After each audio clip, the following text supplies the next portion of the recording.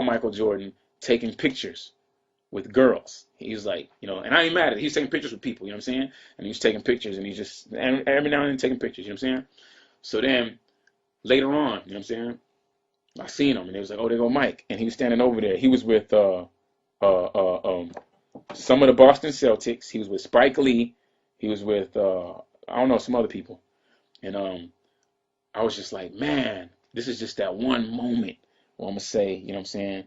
I'm gonna go say, I'm gonna ask Mike for a picture, and then I said, I went over there and I said, hey fellas, you know, nobody was talking. They was just chilling, whatever, right? And I was just like, man, I don't mean to be rude, but Mike, I just want to know if I could get a picture. And then, now I understand, I kind of expected him to say no. So I wasn't mad if he said no, but the way he said it, he said, oh, hell nah, man, I ain't taking no pictures with no niggas. And he said it like that, and I was like, I kind of got stunned for a second, because I was like, wait a second, I don't think he heard. I turned back, and my boys were just looking at me like, damn. You know what I'm saying? So I kind of thought that he didn't hear what I said. Telling Michael the story, I'm like, I just bid $7,000 for a Michael Jordan jersey, you know what I'm saying? Like, and then he goes, you know what? I'll tell you what. You pay $15,000 right now for a jersey from me, and I'll take a picture with you. And keep in mind, Michael Jordan's real tall. He's looking down on me, and I'm looking up at him like, man, I never been so heated in my life, man. My heart just started racing like, I'm about to steal off on this fool.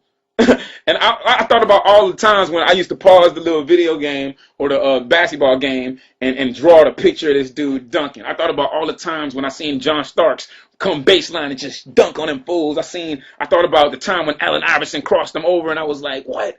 Jordan, how you let Allen Iverson cross you over? Like, big Michael Jordan fan. And it's just the way he did it. And then, who was it? Paul Pierce. So one of them was like, yo, hey, man, chill out. That's Chameleonaire, man. He was like, I don't give up. And he cursed. He said, I don't give up, nigga. And I was like, and then you know what I did? I just sat there for a second. I just sat there and looked at him. And then I turned to Spike Lee and I said, you know what? I appreciate it, bro. That's all good. And I shook Spike Lee's hand. And they all had that look like, man, you know, that's just how Mike is. I expected him to say no. It's just the way he said it. It was the most rudest. I'm probably not even repeating it as mean as he said it. So after that, I was like, wow, man, this dude must really be, he must feel a certain way inside where he just treat people like that. And keep in mind, when I used to stay in Chicago, a lot of y'all know about I used to stay in Chicago, the people that I used to stay with, they used to tell me all the time that Michael Jordan is bad, man. He just be smoking weed, cursing all day. I didn't believe it. I was like, no way, not Michael. You know what I'm saying? Because the image that he portrayed. And then it was like, they knew because they used to clean his cars. They used to work for the company to clean his cars. And he always used to be cursing at them. He always used to be talking trash to them. He always used to be saying stuff. And they told me, and I was like, nah. So then when I finally saw him, he was like that to me. So I was like, wow. And then I had heard so many rumors about people saying how Michael Jordan, how bad he was. So I was kind of disappointed. I ain't gonna lie. You know, Horace Grant here on ESPN 1000 on Kappa Company. There's also a story. It was in USA Today. I mean, it's been everywhere where it said, yeah, if Horace didn't play well, Michael would tell the flight attendant not to give him his dinner. Again, I give you the floor. Cap, come on. I mean, anybody knows me as a rookie that if anybody, comes up and try to snatch my food away, I'm going to do my best to beat their ass. And believe me, back then I could have took MJ in a heartbeat. Yes, it's true that he told the flight attendant, well, don't give him anything because he played like crap. And I went right back at him. I said some choice words that I won't repeat on here, but I said some choice words and stood up. If you want it, you come and get it. And of course, you know, he didn't move. He was just barking. But that was the story. But anybody knows me, where I come from and what I stand for. Come on, man. There's nobody in this earth will ever come and try to take food off my plate and not get their rear ends beaten. The first time that I met him, and really the only conversation that we ever had was really an argument. Because I'm in the lobby. How does a first conversation turn into an argument? You're like the nicest guy. Because he's an asshole. He's a narcissist. He's a guy that thinks more highly of himself than he thinks about anybody else. Everybody else is inferior.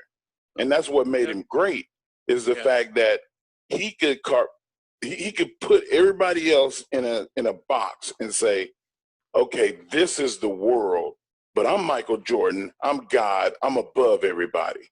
And I'm going to impose my will on them. So his confidence and his abilities matched. And he was a perfect storm as an athlete.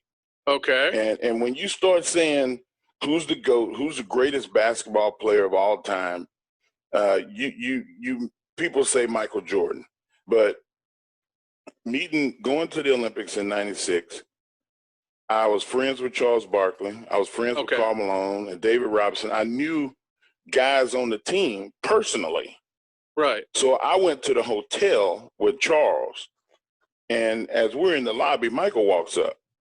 And it's not, hey, how you doing, guys? What's going on? Where are we going? What we're doing? Are we going to play cards? And then it was, who are you? I was like, who the fuck are you? And that was the introduction. Are you serious? And Charles was like, whoa. You said who the fuck are you to Michael Jordan? Yeah. That was the first. You know damn well. You know who he was. The whole world knew who he was. But it didn't matter. It was the principality, Smokey. You don't walk up on Mark Henry I love doing this and show. Talk to me like I'm some kind of peon. I was somebody in this world. And then maybe I didn't make the money that you made. Maybe that people don't know my name. I don't sell $1 billion in shoes. But I'm Mark Henry, and if I wanted to snuff your lights out, I could do it in a heartbeat. And back then, I was bulletproof. I didn't think a gun could kill me. So Michael Jordan, I was equal to him in my mind. So him telling me, who are you? I'm like, you trying to get killed out here? And Charles smoothed it over. Charles like, whoa, come on, man. You don't talk to my man like that. And then he was like, man, my bad. I didn't want to try to come across like that. But he did. And it's too late. You never make a first impression again.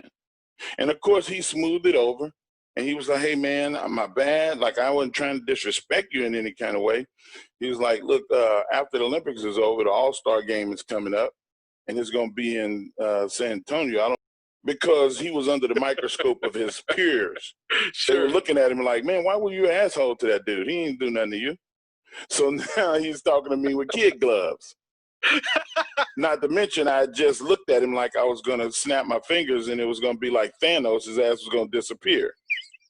So you put 96 Jordan in his place. I put him in his place. When people see this, they're going to say, well, he wasn't really a nice guy. He may have been a tyrant. Oh, well, that's you because you never won anything.